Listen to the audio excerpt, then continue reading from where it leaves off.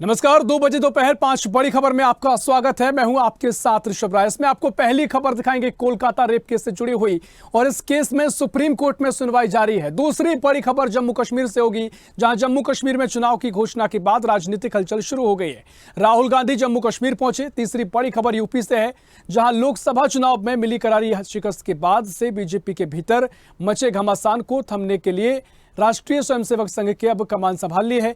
चौथी बड़ी खबर किसान आंदोलन से जुड़ी है, जहां सुप्रीम कोर्ट में सुनवाई टल गई है। सुप्रीम कोर्ट ने दोनों सरकारों को किसानों के साथ बैठकें जारी रखने के आदेश दिए हैं। पांचवी बड़ी खबर कांग्रेस के हल्ला बोल से जुड़ी है, जहां हिंडनबर्ग रिपोर्ट को लेकर देश भर में कांग्रेस हल्ला बोल प्रदर्शन कर रही है। और अब विस्तार से खबरों की ओर रुख करेंगे। कोलकाता के आरजी कर मेडिकल कॉलेज अस्पताल में 9 अगस्त को हुए ट्रेनी डॉक्टर के रेप मर्डर केस में आज सुप्रीम कोर्ट में सुनवाई हो रही है। चीफ जस्टिस ने कहा कि डायरी की एंट्री दिखाती है कि क्राइम सीन को पोस्टमार्टम के बाद संरक्षित किया गया। जज ने बार बार टाइमलाइन को लेकर सवाल उठाया। जस्टिस पारदीवाला ने सिब्बल से कहा कि वे जो सफाई दे रहे हैं वह स्वीकार करने लायक नहीं है। चीफ जस्टिस ने कहा कि हमें दिख रहा है अननेचुरल डेथ भी रात 11:30 बजे लिखी गई। कपिल सिब्बल ने कहा कि ये पुलिस अधिकारी के पुलिस स्टेशन वापस पहुंचने के बाद की एंट्री है। जज ने कहा कि घटनास्थल पर कई अहम सुराग थे, लेकिन उसे संरक्षित करने में देर हो गई। सिब्बल ने कहा कि नियमों के मुताबिक घटनास्थल का मजिस्ट्रेट ने मुआयना किया है, उसकी वीडियोग्राफी भी हुई है।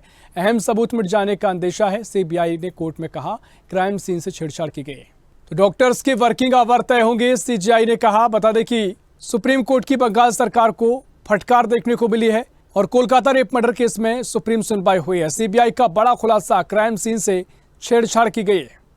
तो ये मामला आपको बता रहे हैं, जहां लगातार देश भर में ये मामला तूल पकड़े हुए है। सीबीआई ने बड़ा खुलासा किया है। डॉक्टर्स के वर्किंग आवर भी तय होंगे, सीजीआई ने कहा है। सुप्रीम कोर्ट में बंगाल सरकार को फटकार लगाई है, और कोलकाता रेप मर्डर केस में सुप्रीम सुनवाई हुई है। इस मामले को लेकर सीबीआई ने खुलासा किया है, क्राइम सीन से छेड़छाड़ की गई है। और इसी खबर पर और भी जानकारी लेंगे। दिल्ली से हमारे सहयोगी तनु बालियान हमारे साथ लाइव जुड़ गई हैं। तनु, जिस तरीके से ये पूरा कोलकाता रेप मर्डर केस मामला देश भर में तूल पकड़ रहा है, अब सुप्रीम कोर्ट में इसकी सुनवाई हुई है, क्या कुछ सुप्रीम कोर्ट ने कहा है? सीबीआई ने कई खुलासे किए हैं, बंगाल सरकार को फटकार भी लगाई गई है, क्या कुछ सुनवाई अभी तक हुई है?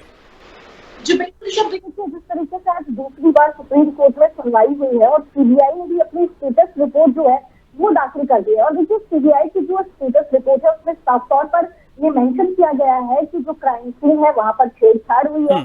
साथ ही उस रिपोर्ट में ये भी कहा गया है कि जो आरोपी है उसके चेहरे पर एक शिकन तक नहीं था, उसे ये महसूस ही नहीं हो रहा कि उसने कुछ गलत किया है। तमाम बातों का सीबीआई ने जिक्र किया है अपने स्टेटस रिपोर्ट में। और देखिए, आज जिस तरीके से सीबीआई ने डॉक्टर से अपील भी की है कि आप प्लीज काम पर जो है वो वापस लौट जाइए। हम देख सकते हैं किस तरीके से जो व्यवस्थाएं हैं हॉस्पिटल की वो चरमराती हुई नजर आ रही है। तो आज दूसरी बार रिक्वेस्ट की गई है ऋषभ, इससे पहले भी रिक्वेस्ट की गई थी। अब ये तो देखने वाली बात की होगी कि डॉक्टर्स जो अपने काम पर है वो लौटेंगे नहीं। साथ ही उन्होंने ये भी जिक्र किया कि ये जो 36 घंटे के जो डॉक्टर्स है वो ड्यूटी करते हैं, इसको लेकर भी उन्होंने चिंता जाहिर किया। उन्होंने कहा कि हमारे पास ईमेल्स आए हैं कि किस तरीके से वहाँ पर व्यवस्थाएं होती है हॉस्पिटल में, और डॉक्टर कितनी मेहनत करते हैं, लेकिन हम आश्वस्त करेंगे डॉक्टर को कि आप प्लीज काम पर लौट जाइए। हम जांच कर रहे हैं, हम सुनवाई भी कर रहे हैं, हम हर तरीके से आपके साथ है। और देखिए, कपिल सिब्बल जो बंगाल सरकार की तरफ से आज कोर्ट में पेश हुए थे, उन्होंने तमाम तरह की बातें कही, जिस पर कोर्ट ने नाराजगी भी जाहिर की और कपिल सिब्बल को फटकार भी लगाई है ऋषभ। उन्होंने कहा कि आप बड़ी जिम्मेदारी से बोलिए, आप जो भी बोल रहे हैं, किसी आप कोर्ट में खड़े हैं, क्योंकि हमें आपकी किसी भी बात पर विश्वास ही नहीं हो रहा है। आप जिस तरीके से जवाब दे रहे हैं हम उससे बिल्कुल भी सहमत नजर नहीं आ रहे हैं। और साथ ही देखिए, तुषार मेहता जो है उनकी तरफ से भी आज तमाम बातों का जिक्र किया गया। साथ ही जो जस्टिस पारदीवाला है उन्होंने भी ये बात कही कि मैंने अपने 30 साल के करियर में पुलिस का इस तरीके का रवैया ही नहीं देखा, पुलिस ने जिस तरीके का रवैया अपनाया। साथ ही उन्होंने देखिए डायरी एंट्री का भी उन्होंने जिक्र किया कि जब सुबह एफआईआर जो है वो 10:कुछ पर जो है वो आपको बताया गया, तो फिर आपने रात में क्यों एफआईआर दर्ज की? पोस्टमार्टम की इतनी जल्दी आपको क्या थी? तो देखिए, अब सुप्रीम कोर्ट जिस तरीके से तमाम बातें कह रही है, उससे साफ हो जाता है कि इस मामले को लेकर निश्चित तौर पर महत्वपूर्ण टिप्पणी सुप्रीम कोर्ट की है, और वाकई में जो भी खामियां निकली हैं, जो भी खुलासे हुए हैं, संवेदनशील मसला हो जाता है। अब महत्वपूर्ण यह है कि अब इस पूरी सुनवाई के बाद जब इतनी कमियां हैं, इतनी सारी लापरवाही उजागर हुई है, क्या कार्रवाई अमल में लाई जाएगी, देखना महत्वपूर्ण होगा। फिलहाल बहुत शुक्रिया तनु, आपको जानकारी साझा करने के लिए। और रुक करेंगे अगली बड़ी खबर की ओर, जहां राहुल का मिशन जम्मू कश्मीर। बता दें कि जम्मू कश्मीर में चुनाव की घोषणा के बाद राजनीतिक हलचल शुरू हो गई है। गुरुवार को राहुल गांधी जम्मू कश्मीर पहुंचे। उन्होंने कहा, जैसे ही हमें पता लगा कि चुनाव होने वाले हैं, हम सबसे पहले यहां आए हैं। उन्होंने कहा कि हम लोगों को ये मैसेज देना चाहते हैं कि आप हमारे लिए पहले हैं। स्टेट छीनकर इसे केंद्र शासित प्रदेश बनाया गया है। जम्मू के लोग जिस तरह डर जाते हैं, हम उस डर को मिटाना चाहते हैं। राहुल गांधी ने कहा, मैं जम्मू कश्मीर में लोगों को कहता हूं, कांग्रेस का गठबंधन होगा, लेकिन कांग्रेस के कार्यकर्ताओं की अनदेखी नहीं होना चाहिए। राहुल गांधी ने पीएम मोदी पर भी तंज कसा है और उन्होंने इस दौरान पीएम मोदी को लेकर कहा, मोदी जी पहले यहां छाती फुलाकर आते थे, लेकिन अब यहां नहीं दिखते हैं। कांग्रेस नेता ने कहा कि हमें मोहब्बत ने जताया है, हम नफरत को मोहब्बत से हराएंगे। राहुल गांधी ने श्रीनगर में पार्टी कार्यकर्ताओं को संबोधित किया। तो नफरत को मोहब्बत से हराएंगे, राहुल गांधी ने बड़ी बातें कही हैं। राहुल गांधी का मिशन जम्मू कश्मीर, और इस दौरान जम्मू कश्मीर को वापस राज्य का दर्जा दिलाना प्राथमिकता होगी। राहुल गांधी ने बड़ी बातें कही, कश्मीर से डर को मिटाना चाहते हैं, नफरत को मोहब्बत से हराएंगे। राहुल गांधी ने जम्मू कश्मीर में बातें कही। तो कांग्रेस नेता राहुल गांधी जम्मू कश्मीर में चुनाव की तारीखों का ऐलान होने के बाद कश्मीर पहुंचे और इस दौरान प्रेस वार्ता भी की है। उन्होंने कहा कि जम्मू कश्मीर को वापस राज्य का दर्जा दिलाना हमारी प्राथमिकता है, कश्मीर से डर को मिटाना चाहते हैं और नफरत को मोहब्बत से हराएंगे। और इसी खबर पर और भी जानकारी के लिए जम्मू कश्मीर से हमारे सहयोगी एजाज रशीद हमारे साथ फोन लाइन पर जुड़ गए हैं। एजाज, कांग्रेस नेता राहुल गांधी कश्मीर में चुनाव होने से पहले यहां पर पहुंचे और उन्होंने तमाम बातें कही हैं। कहा कि कश्मीर के भीतर से डर को मिटाना चाहते हैं और साथ ही उन्होंने कहा कि लगातार जो स्थिति बनी है, खासकर जो राज्य का दर्जा बहाल कराने की वो बात कह रहे हैं, क्या कुछ बड़ी बातें राहुल गांधी ने कही हैं और किस तरीके से आगे इस पूरे मामले की सियासी रूप से तस्वीर नजर आएगी? ऋषभ, आपने सही कहा कि आज राहुल गांधी ने एक बड़ी बात कही। प्रेस कॉन्फ्रेंस करते हुए, मीडिया से बात करते हुए ये कहा कि कश्मीर से खौफ खत्म करना चाहते हैं, इत्तेहाद के जरिए इंतखाबात लड़ेंगे। मैं आपको बता दूं कि मोहब्बत के साथ नफरत को शिकस्त देंगे। राहुल गांधी जम्मू कश्मीर में इंतखाबात के ऐलान के बाद सियासत ने हलचल शुरू कर दी। राहुल गांधी जुमेरात के रोज जम्मू कश्मीर पहुंचे। इन्होंने कहा कि जैसे ही हमें मालूम हुआ कि इंतखाबात होने वाले हैं, हम पहले यहाँ आए थे। इसने कहा कि हम लोगों के ये पैगाम देना चाहते हैं कि आप हमारे लिए काफी हैं। मैं आपको ये भी बता दूं कि जम्मू कश्मीर के लोगों का खौफ है कि मैं आपको बता दूं कि हम इसे मिटाना चाहते हैं। जी बिल्कुल। निश्चित तौर पर देखिए, सियासी रूप से भी अलग तस्वीर अब आगे नजर आएगी, क्योंकि मुझे लगता है कि चुनाव होना है और इससे पहले तमाम दल सक्रिय भी हो गए हैं। देखना महत्वपूर्ण होगा क्या कुछ आगे बयानबाजी का दौर देखने को मिलेगा। फिलहाल बहुत बहुत शुक्रिया एजाज आपका तमाम जानकारी साझा करने के लिए। और अब रुक करेंगे तीसरी बड़ी खबर की ओर, जहां चुनावी कमान संभालने के बाद लोकसभा चुनाव में मिली करारी शिकस्त के बाद से बीजेपी के भीतर मचे घमासान को थामने के लिए राष्ट्रीय स्वयंसेवक संघ ने अब कमान संभाल ली है। बता दें कि इसी कड़ी में सीएम योगी आदित्यनाथ और संघ के सहसर कार्यवाह अरुण कुमार की मौजूदगी में सरकार, संघ और बीजेपी संगठन के बीच समन्वय को लेकर एक बड़ी बैठक हुई है, जिसमें सरकार और संगठन के बीच बेहतर समन्वय के साथ ही उपचुनाव की रणनीति, निकायों और बोर्डों में पार्टी पदाधिकारियों की नियुक्ति समेत कई मुद्दों पर चर्चा की गई है।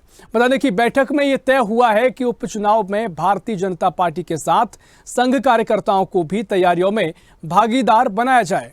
और साथ ही बैठक में दोनों उप मुख्यमंत्री केशव प्रसाद मौर्य और ब्रजेश पाठक के अलावा भारतीय जनता पार्टी प्रदेश अध्यक्ष भूपेंद्र चौधरी, महामंत्री संगठन धर्मपाल, क्षेत्र प्रचारक पूर्वी अनिल कुमार और क्षेत्र प्रचारक पश्चिमी महेंद्र सिंह मौजूद रहे। और इसी खबर पर और भी जानकारी लेंगे। लखनऊ से हमारे सहयोगी समीर खान हमारे साथ फोन लाइन पर जुड़ गए हैं। समीर, यूपी में जिस तरीके से उपचुनाव होना है और इससे पहले जो परिणाम आए हैं, उसके बाद अब राष्ट्रीय स्वयंसेवक संघ ने, आरएसएस ने अपनी जो कमान संभाली है, क्या कुछ उन्होंने कहा है? और सीएम योगी की अध्यक्षता में बैठक भी हुई है, क्या इस बैठक में चर्चा की गई है?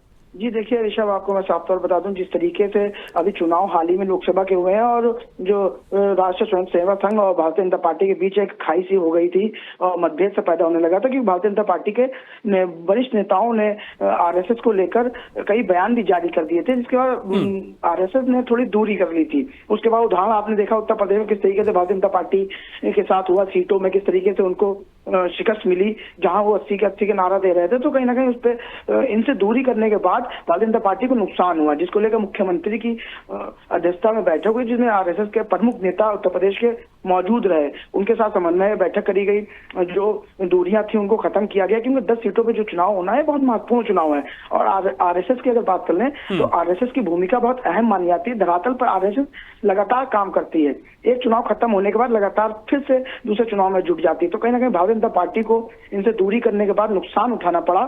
अब इस नुकसान को पूरा करने के लिए, इसकी भरपाई के लिए ऋषभ आपको बता दें, भारतीय जनता पार्टी और आरएसएस एक साथ मिलकर 10 सीटों पर चुनाव लड़ेंगे और ज्यादा सीटें जीत के आने का जो इनका एक उद्देश्य है उसको पूरा करेंगे। जी निश्चित तौर पर, लेकिन महत्वपूर्ण यह होगा कि जो अभी तक खटास संगठन और आरएसएस के बीच में नजर आई है, बीजेपी के बीच में नजर आई है, अब उसमें कितना बदलाव आएगा, कितना समन्वय रहेगा और कितना फायदा इस समन्वय का इस चुनाव में बीजेपी को मिलेगा, ये देखना बड़ा दिलचस्प होगा। फिलहाल बहुत शुक्रिया समीर आपका जानकारी साझा करने के लिए। और अब बात चौथी बड़ी खबर की, जहां अभी नहीं खुलेगा शंभू बॉर्डर। शंभू खनौरी बॉर्डर को लेकर सुप्रीम कोर्ट में सुनवाई टल गई है। सुप्रीम कोर्ट ने दोनों सरकारों को किसानों के साथ बैठकें जारी रखने के आदेश दिए हैं। वहीं पंजाब को 3 दिन में अन्य कमेटी सदस्यों के नाम देने को भी कहा गया है। बता दें कि अगली सुनवाई 2 सितंबर को निर्धारित की गई है और सुप्रीम कोर्ट ने आदेश में कहा है कि दोनों राज्यों के वकील इस अदालत द्वारा गठित की जाने वाली समिति के लिए मुद्दों का प्रस्तावित विषय प्रस्तुत करेंगे। हमने स्पष्ट किया है कि समिति का संदर्भ एक व्यापक अधिदेश होगा ताकि जो मुद्दे बार बार कानून और व्यवस्था के समस्या पैदा कर रहे हैं उन्हें निष्पक्ष और उचित तरीके से सौहार्दपूर्ण ढंग से हल किया जा सके। और इस संबंध में अतिरिक्त समिति सदस्य के नाम सहित 3 दिन के भीतर निर्धारित किया जाना आवश्यक है। राज्यों के प्रतिनिधि किसानों से मिलना जारी रखेंगे और सुनवाई की अगली तारीख पर ऐसी बैठकों के परिणामों की जानकारी दी जाएगी और इस मामले में अगली सुनवाई 2 सितंबर को होगी। बता दें कि अभी तक शंभू बॉर्डर नहीं खुलेगा और किसानों के साथ बैठकें जारी रखने का आदेश दिया गया है। और इसी खबर पर और भी जानकारी लेंगे, चंडीगढ़ से ब्यूरो चीफ पांखिल वर्मा हमारे साथ फोन लाइन पर जुड़ गए हैं। पांखिल, सुप्रीम कोर्ट में इस मामले पर सुनवाई हुई है, किसानों के साथ बैठकों को जारी रखने का आदेश दिया गया है। क्या कुछ हालात फिलहाल बने हुए हैं और क्या कुछ अभी सुप्रीम कोर्ट की सुनवाई में कहा गया है, क्योंकि अगली सुनवाई अब 2 सितंबर को होना है? कि आप जानते हैं कि हाल ही में हाईकोर्ट से मामला सुप्रीम कोर्ट में गया था और हाईकोर्ट का आदेश था 1 हफ्ते के अंदर अंदर हरियाणा सरकार को निर्देश दिए गए थे कि इसको खाली कर दिया जाए।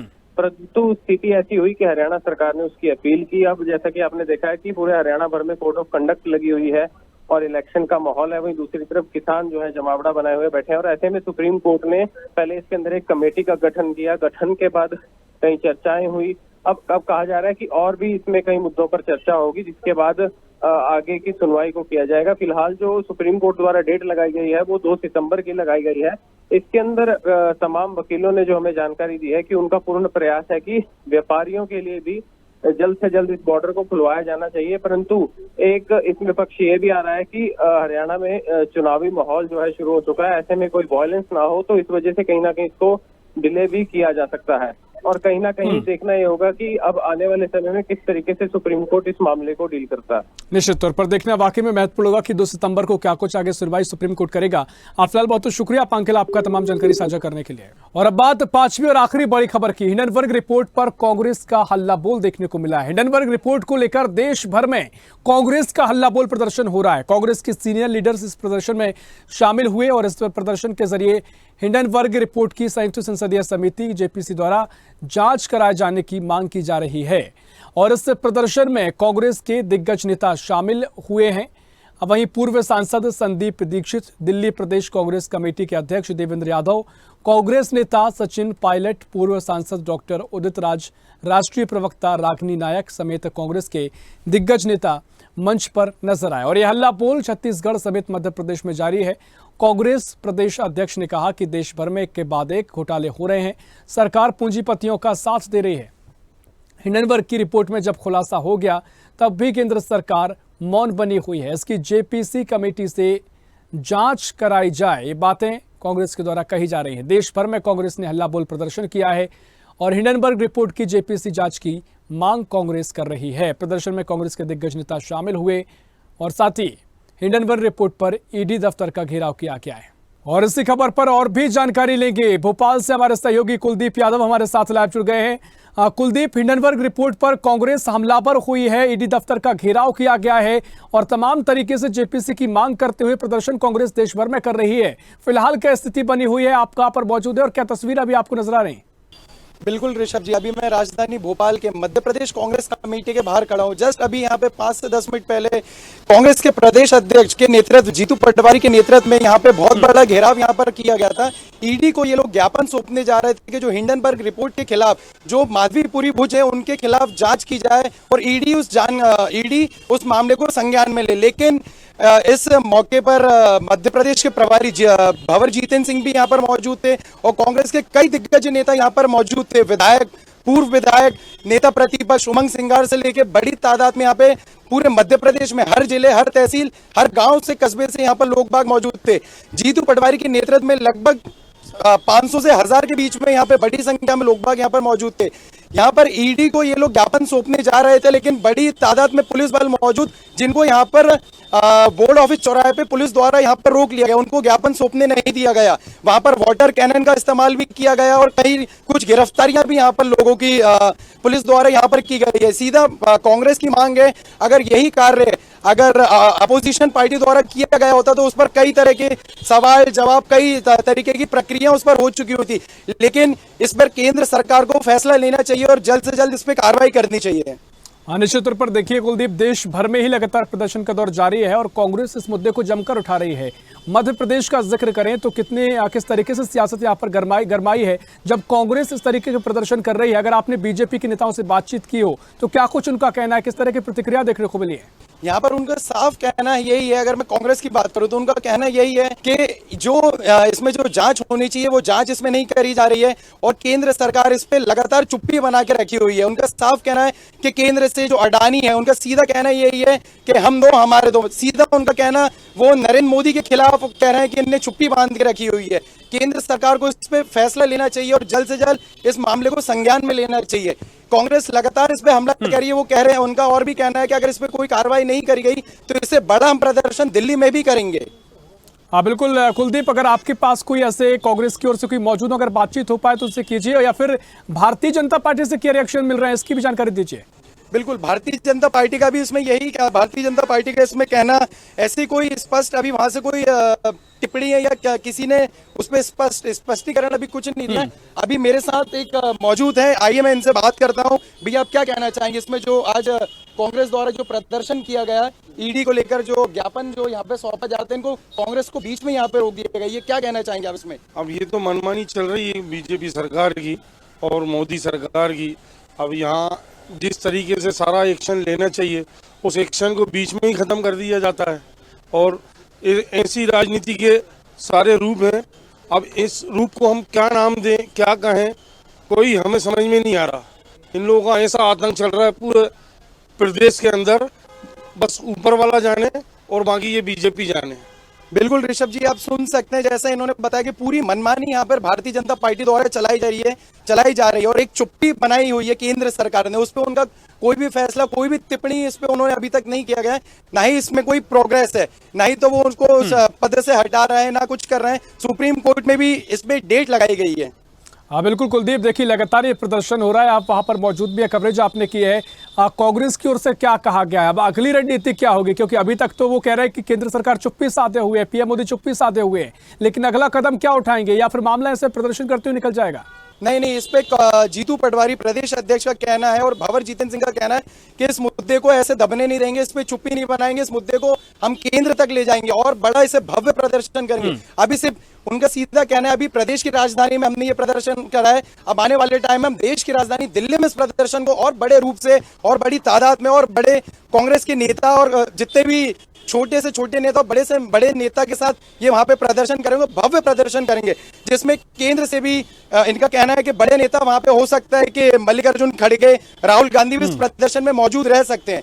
और इसमें थोड़े टाइम में यूथ कांग्रेस का भी एक बड़ा प्रदर्शन यहाँ पे देखने को मिल सकता है, जिसमें एनएसयूआई, यूथ कांग्रेस, सेवा दल भी मौजूद हो सकती है। निश्चित तौर पर, यानी कुल मिलाकर अब कांग्रेस बड़े स्तर पर प्रदर्शन करेगी और जिस तरीके से पूरे मामले को लेकर हमलावर है, इसमें और भी ज्यादा तल्ख कांग्रेस आगे नजर आएगी। देखना महत्वपूर्ण होगा क्या स्थिति आगे दिखाई देती है। फिलहाल बहुत शुक्रिया कुलदीप आपका जानकारी साझा करने के लिए। और 2 बजे दोपहर 5 बड़ी खबर में फिलहाल के लिए इतना ही। देश प्रदेश की और भी खबरों के लिए देखते रहिए स्वदेश न्यूज, सबसे पहले देश।